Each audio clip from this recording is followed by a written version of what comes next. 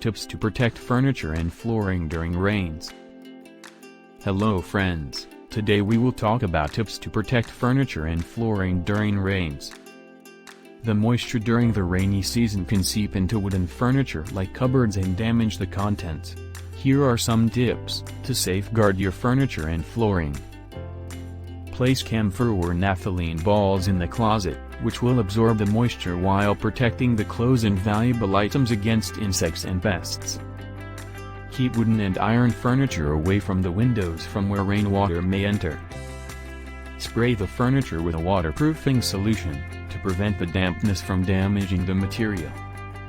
Rains increase the chances of termite attack, so it is better to take preventive measures by keeping cupboards and wardrobes well ventilated and termite-free. Wooden flooring must be protected during rains, as the surface tends to absorb more moisture.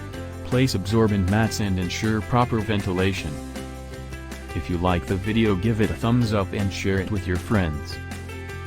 For getting more useful and interesting information, to subscribe to Engineer AJ Lott's channel How to Make Home.